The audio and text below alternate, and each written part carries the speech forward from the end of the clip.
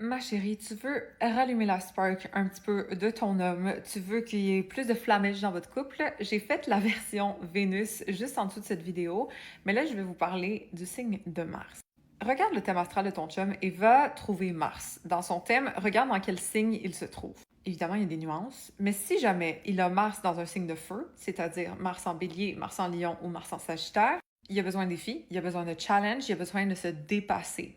Fait que, aller au gym ensemble ou essaye de faire une petite compétition peut-être, comme un petit challenge dans la maison, de quoi de même.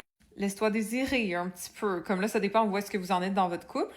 Mais techniquement, les hommes avec Mars en signe de feu ont besoin d'être challengés et ou d'être encouragés dans leurs ambitions. Fait que motive-le à se dépasser, encourage-le dans ce qu'il entreprend, donne-lui un petit hype girl, là, soit sa cheerleader, et ça va lui faire du bien. Ensuite, les hommes qui ont Mars dans un signe d'eau, c'est-à-dire le poisson, le scorpion ou le cancer, ont besoin d'être le chevalier d'une demoiselle en détresse.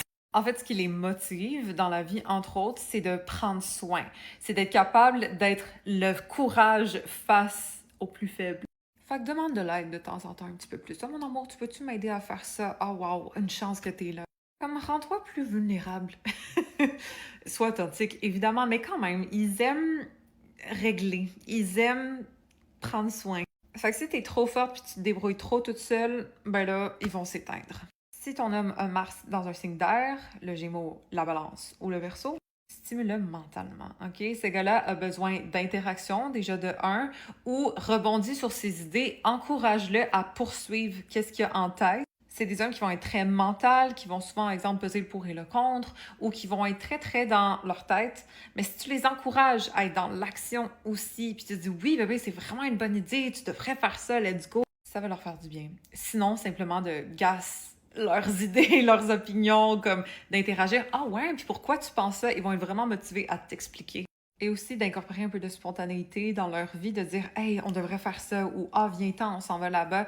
Des fois, ils aiment ça, là, être libre ou rebondir sur des idées qui sont plus spontanées.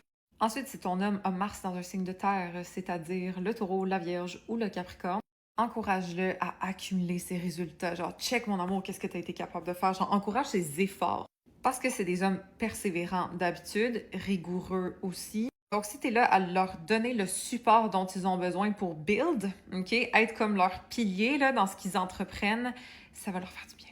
Donc, remarque leurs efforts tangibles, genre ah, wow, t'as rangé telle chose, ou ah, wow, t'as vu qu'est-ce que t'as fait dans ton business, ou check bébé les résultats que t'as eus, comme parle de facts, parle de tangible.